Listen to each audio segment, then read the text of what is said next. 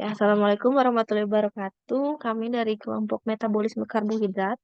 Kami akan mempresentasikan tentang apa itu metabolisme karbohidrat dengan dosen pengampu, apoteker Surya Amal, Magister Kesehatan. Dengan anggota kelompok ada Ira Puspawati dari kelas A, ada Kamelia Rizna dari kelas A, dan Tiara Maharani dari kelas D. Selanjutnya,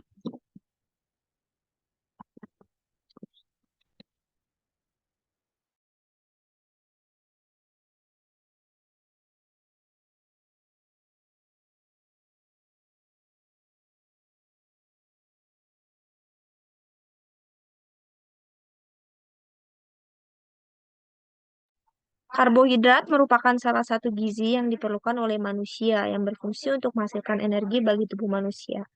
Nah, metabolisme adalah proses ketika tubuh kita mengubah makanan dan minuman yang dikonsumsi menjadi energi. Proses kimia yang dikenal sebagai metabolisme karbohidrat terjadi di dalam tubuh makhluk hidup untuk mengolah karbohidrat, baik melalui reaksi pemecahan maupun pembentukan.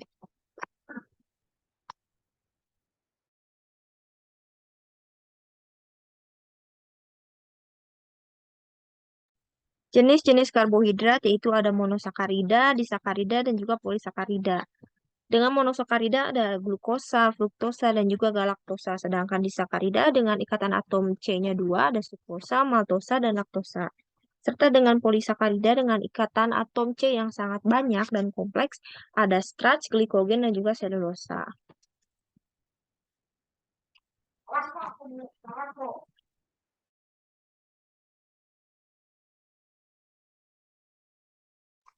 Fungsi karbohidrat antara lain untuk sumber energi, pemberi rasa manis pada makanan, pengatur metabolisme lemak, membantu pengeluaran feses.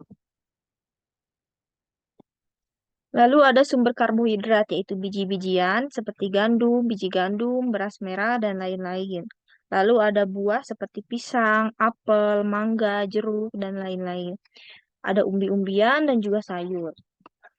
Metabolisme terdiri dari dua tahap, yaitu ada katabolisme atau proses pemecahan eh, glukosa dalam tubuh dan juga anabolisme atau pembentukan glukosa dalam tubuh. Nah, katabolisme ini adalah proses pengolahan dan penguraian nutrisi menjadi energi yang digunakan tubuh dengan membakar kalori dari makanan. Contohnya asam amino yang tadinya kandungan protein dipecah menjadi amino, karbohidrat menjadi glukosa, dan lemak menjadi asam lemak. Selanjutnya, anabolisme merupakan proses sintesis molekul kimia kecil menjadi molekul yang lebih besar atau lebih kompleks. Selanjutnya adalah metabolisme karbohidrat yang terjadi pada manusia. Di antaranya yaitu ada glikolisis, yaitu rangkaian reaksi yang mengubah glukosa menjadi dua molekul piruvat. Pada proses ini juga dihasilkan ATP, atau juga disebut dengan Ebnen-Meyerhof pathway, tempat terjadinya di dalam sitosol. Glikolisis itu pemecahan glukosa, yaitu menjadi aerob, menggunakan oksigen yaitu aerob menjadi asam piruvat dan anaerob menjadi asam laktat dan juga etanol. Berdasarkan reaksi energinya melibatkan dua jenis reaksi yaitu endergonik atau membentukkan ATP dan eksergonik menghasilkan ATP. Selanjutnya akan dibacakan oleh Ira.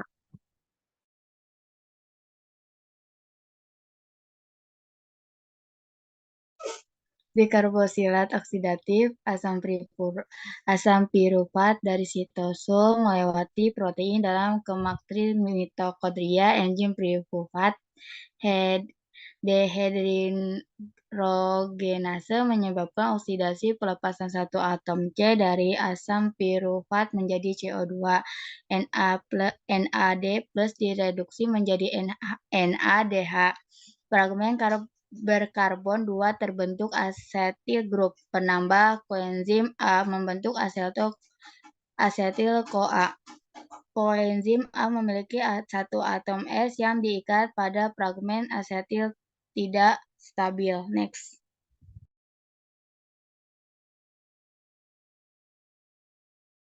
Di sini ada proses siklus Krebs. Next.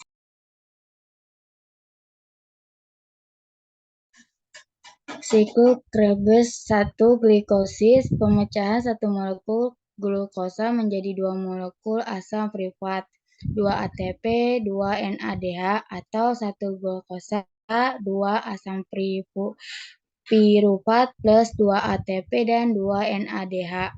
Yang kedua, dekarbosilasi oksidatif satu asam piruvat dipecah menjadi satu asetil-CoA dan satu NADH atau satu asam piruvat, satu asetil KOA, satu NADH. Yang terakhir ada satu molekul asetil KOA yang masuk ke dalam siklus Krebs akan menghasilkan 3 NADH plus 1 FADH2 plus 1 ATP. Next.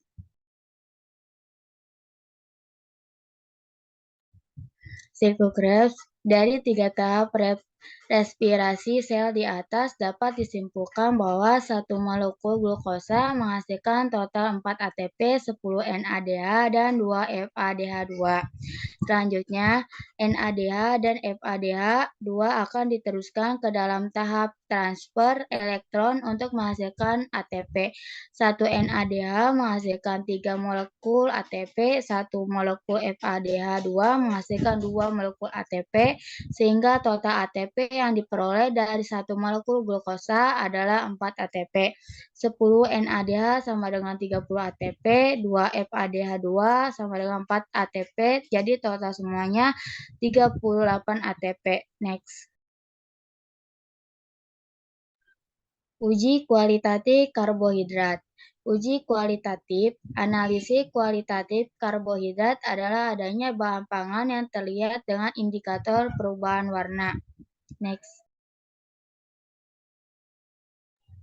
Uji kualitatif karbohidrat yang mendasarkan pada pembentukan warna dapat dilakukan dengan cara uji Molis, uji Seliwanov, uji Benedict, uji Fehling, dan uji iodin. Next. Uji Molis. Molis adalah uji sensitivitas kimia terhadap kehadiran karbohidrat berdasarkan dehidrasi karbohidrat oleh asam sulfat menjadi purpural atau hidroksimetipurpural aldehid. Gula akan bereaksi dengan alpha-naftol dalam lingkungan asam, kemudian membentuk warna menjadi ungu pada turunan purpural.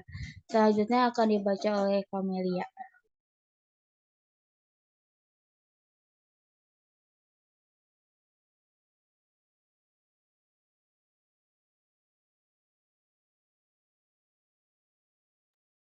Selanjutnya yaitu uji Benedict. Uji Benedict dilakukan dengan larutan uji dicampurkan dengan reaksi Benedict, kemudian dipanaskan. Hasil positif ditunjukkan dengan terbentuknya endapan berwarna biru kehijauan, merah, atau kuning tergantung kadar gula produksi yang ada.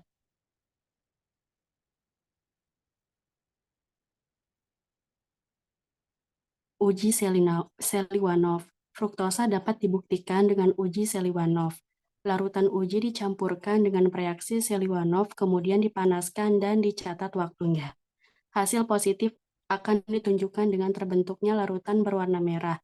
Pada uji ini hanya fruktosa dan sukrosa yang menghasilkan warna spesifik yaitu merah. Uji iodin.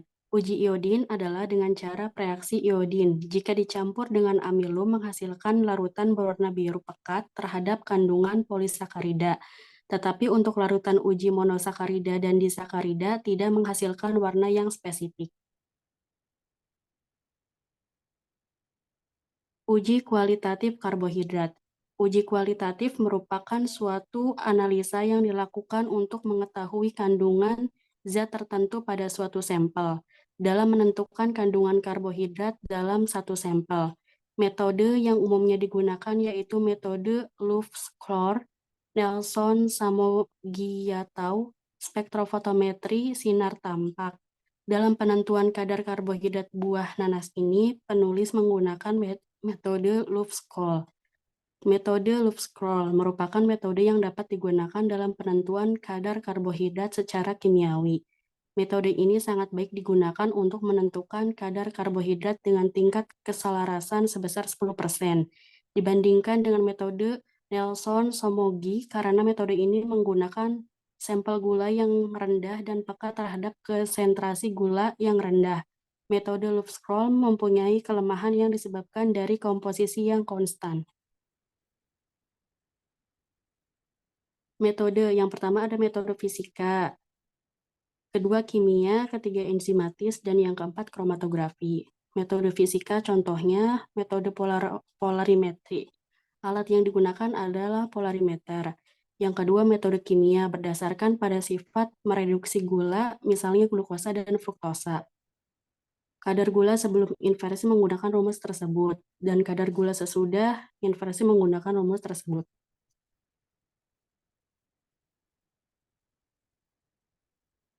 Kadar sukrosa dihitung dengan rumus I dikurangi L dikali 0,95%. Keterangannya sebagai berikut. Kalorimetri adalah metode perbandingan menggunakan perbedaan warna. Metode kalorimetri mengukur warna suatu zat sebagai perbandingan. Biasanya cahaya putih digunakan sebagai sumber cahaya untuk membandingkan absorpsi cahaya relatif terhadap suatu zat. Metode kalorimetri prinsipnya reaksi reduksi CuSO4 dengan gugus karbonil pada gula reduksi. Terbentuk endapan kupro oksida Cu2O yang berwarna coklat. Endapan coklat ditambah natrium sitrat atau natrium tartrat menjadi larutan dan ditambah asam fosfomolibda sehingga membentuk senyawa kompleks biru dan diukur dengan spektrofotometer dengan gamma 630 nanometer. Enzimatis adalah salah satu metode dalam produksi VCO yang dapat menghasilkan produk dengan rendemen yang lebih banyak. Metode enzimatis ini sangat tepat untuk tujuan penentuan gula tertentu yang ada dalam campuran berbagai macam gula. Enzim yang digunakan yaitu glukosa, oksidase, dan heksokinase.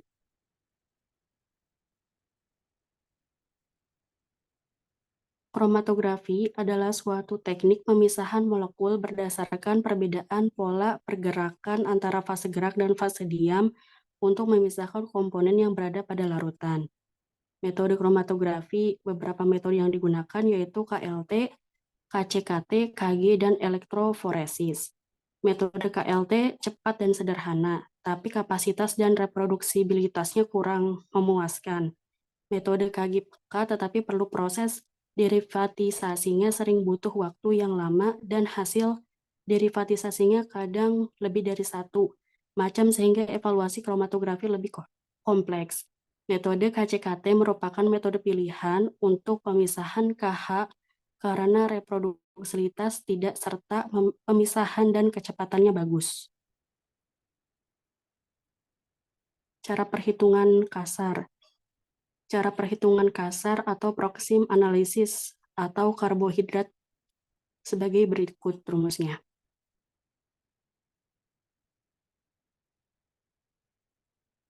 Preparasi sampel air buah nanas dibersihkan dari kulitnya, dicuci dengan air mengalir, dipotong kecil-kecil, dihaluskan dengan blender, dan disaring.